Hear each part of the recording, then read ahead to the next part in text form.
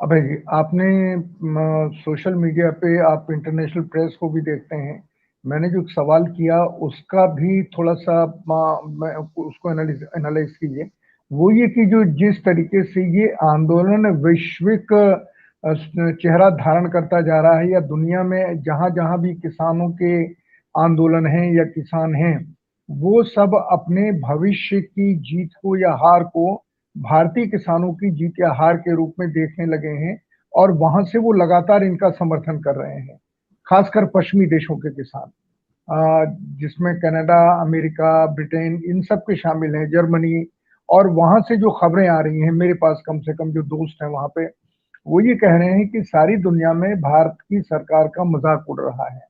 अब मुझे नहीं पता ये गुस्से में कह रहे हैं या मजाक में कह रहे हैं, पर वो कह रहे हैं मजाक उड़ रहा है। ये कैसी सरकार है जो अपने लोगों की बात सुनने को तैयार नहीं है, और ये अब हमारे यहाँ नहीं है, अब ये सारी दुनिया में है। तो मैं इसके ऊपर जानना चाह रहा हूँ, क्या ये दबाव डालेगा, भारत के लोगों को उत्साहित करेगा इसको और प्रखर बनाने के लिए, या सरकार को ये अम, किसी तरह का संदेश देगा कि सारी दुनिया में आपकी थू-थू हो रही है, आप अपना चेहरा बचाने के लिए कम से कम किसानों के साथ बातचीत तो शुरू कीजिए। मजाक उड़ने का अभय जी। एक बहुत बड़ा कारण है। वो बड़ा कारण ये है कि सारी दुनिया में, खासतौर से विकसित देशों में, खेती बहुत अधिक सब्सिडाइज्ड है। अगर आप अमेरिका का बजट देखें, अगर आप यूरोप के देशों का बजट देखें, तो वो अपने किसानों को, चाहे वो पोल्ट्री के किसान हो, चाहे वो डेयरी किसान हो, या अनाज उपजाने वाले किसान हो, कोई किसी भी किस्म के किसान हो, उनको बहुत बड़े पैमाने पर सब्सिडी दी जाती है।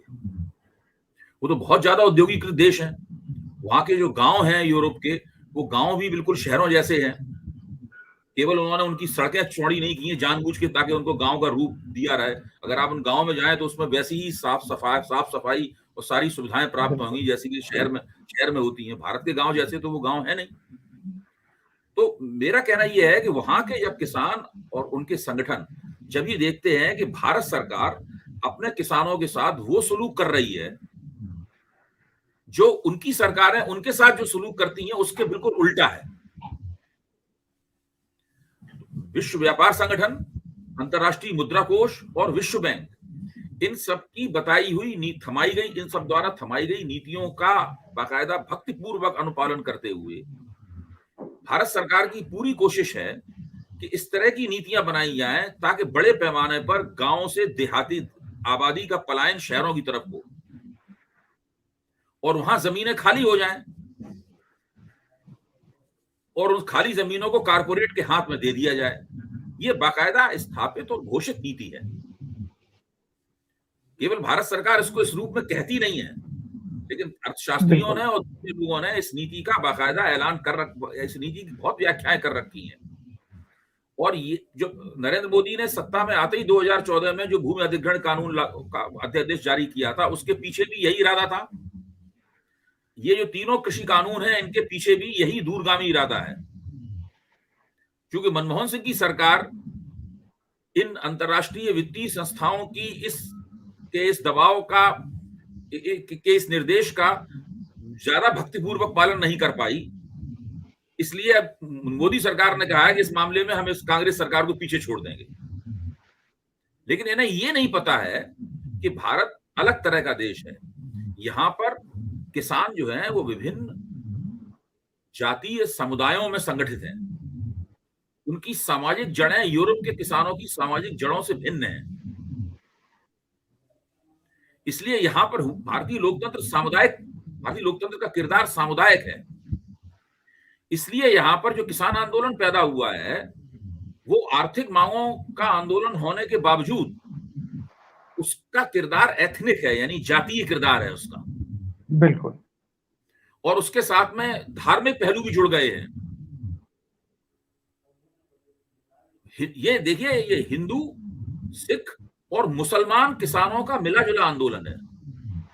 पश्चिमी उत्तर प्रदेश में बड़े पैमाने पर मुसलमान किसान हैं, उनके साथ में जाट और गुर्जर किसान मिल गए हैं। उधर हरियाणा के जाट और पंजाब के जो सिख जाट किसान हैं, ये सब लोग इसके साथ मिल गए हैं। उत्तर प्रदेश की तराई में जो जाट किसान हैं, जो सिख जाट किसान हैं, वो भी इसके साथ जुड़ गए हैं। तो ये धार्मिक, जातीय और आर्थिक मांगों का मिला जुला एक ऐसा आंदोलन है जिसको आप राजनीतिक शास्त्र की भाषा में कह सकते हैं कि इसका पूरा चरित्र सेकुलर किस्म का है। मैं यही सवाल पूछ रहा हूँ अभी शुरू में क्या हो रहा है कि एक निश्चित आबादी के दायरे में इसकी जो इस आंदोलन की जो मौजूदगी है, प्रभावकारिता है, उसके बावजूद ये सारी दुनिया के पैमाने पर इसका असर पड़ रहा है और सब लोग इसको ध्यानपूर्वक देख रहे हैं। जब निर्मला सीतारमन विदेश जाती हैं तब उनसे उनके बारे में सवाल पूछे जाते हैं। नरेंद्र मोदी विदेश जाते हैं तो हमेशा खतरा रहता है कोई खड़े होकर किसान आंदोलन की बात ना इनसे पूछने लगे।